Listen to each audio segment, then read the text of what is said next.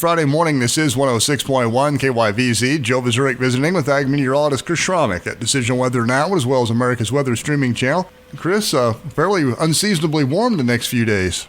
Yeah, Joe, we're going to have a combination of things that's going to lead to some unseasonably warm temperatures.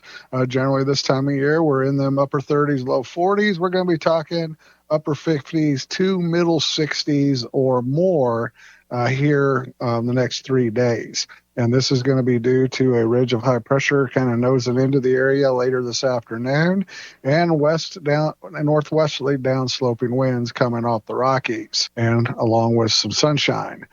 Starting off here this morning in the upper 20s out there in Colorado. We got some 30s in southwest Nebraska and western Kansas, and that northwest breeze at 10 to 15 miles per hour. This afternoon, we're going to see high temperatures climb up there into the upper 50s, low 60s, and that'll be also at the same time that high pressure noses in. That'll lead to full sunshine and more of a southwesterly to south direction by the end of the day. As the south winds lead into tomorrow and back to the west direction, that's when we'll see temperatures climb up there in the middle 60s. There will be some high clouds with mid-level moisture that could hold back the temperature some. So if that cloud would break or not be as much clouds, that's when we could be talking potentially some upper 60s or maybe getting even close to 70. Right now, computers do have the clouds in the forecast and are showing 64, 65, 66 degrees.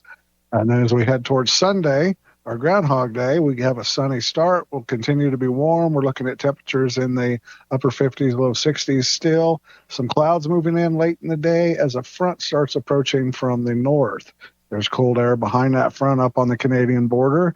It is forecasted or predicted by models to come over the area early next week, but how far south it goes is kind of in question.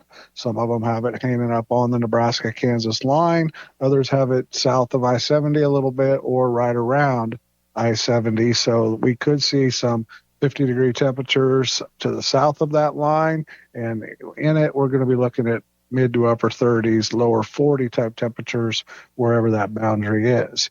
Also, computer models are showing lee side low pressures developing on Wednesday and Friday, and depending when those kick out and how they kick out, will we see pushing that front back and forth as cold fronts and warm fronts, and an up and down temperature scenario between upper 30s, low 40s into upper 50s and maybe upper 50s for highs, and our lows going from around 20 to around 30. Depending on which side of those low pressures you are. As far as precipitation goes, it looks like with the frontal approach and those systems, any snow would stay to the north up in the northern half of Nebraska, Wyoming, Dakotas, and any wintry precipitation, rain, changing to freezing rain or upslope type precipitation will be to our east.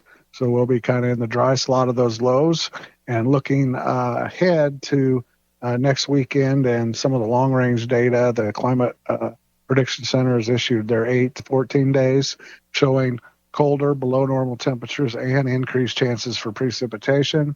So we'll watch those systems on the 8th and 9th over the weekend, and then another one around the 11th and 12th that could bring us some snow and colder air from the north.